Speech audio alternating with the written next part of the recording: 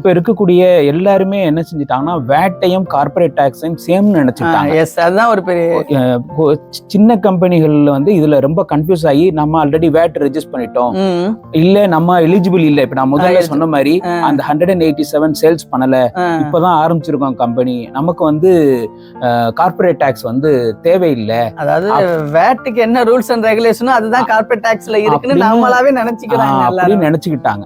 So இது உங்க மூலமா வணிகர்களுக்கு ஆண்டர்பிரினர்ஸ்க்கு நான் என்ன சொல்ல விரும்புறேன்னா, வேட்டுங்கிறது வேற, கார்பரேட் டாக்ஸ்ங்கிறது வேற. ஓகே சரி. வேட்டுக்கு கவர்மெண்ட் வந்து 187,375,000 சொல்லிட்டு ஒரு டார்கெட் சேல்ஸ் வச்சிருக்காங்க. அவங்க எலிஜிபிள் இருந்தா மட்டும்தான் வேட் ரெஜிஸ்டர் பண்ணணும். ஓகே. அதை ரெஜிஸ்டர் பண்ணதுக்கு அப்புறம் அதை வந்து 5% அவங்களோட இன்வாய்ஸ்ல ஆட் பண்ணி கஸ்டமர்ஸ்ல இருந்து வாங்கி கவர்மெண்ட்டுக்கு கொடுக்கணும். அதுதான் வேட்.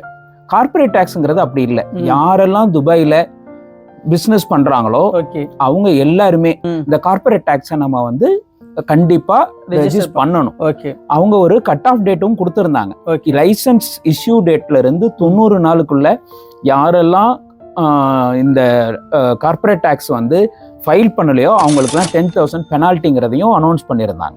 ஸோ அதனால நான் கண்டிப்பா கார்பரேட் டாக்ஸ் இந்த யுஏஇ இது டெரிட்டரிக்குள்ள பிசினஸ் பண்ற எல்லாருக்குமே அது வந்து கம்பல்சரியா பண்ணணும். ஸோ அதனால வேட்டையும் கார்பரேட் டாக்ஸையும் கன்ஃபியூஸ் பண்ணிக்க வேணாம். புரியுது. ஓகே. ஸோ கண்டிப்பாக வந்து வேட் அப்படிங்கிறது அது ஒரு தனியான ஒரு செக்மெண்ட். அதை நீங்கள் அதுக்குள்ளே எலிஜிபிள் இருக்கும் போது அதை கண்டிப்பாக அதை பண்ண வேண்டியதை பண்ணிக்கலாம்.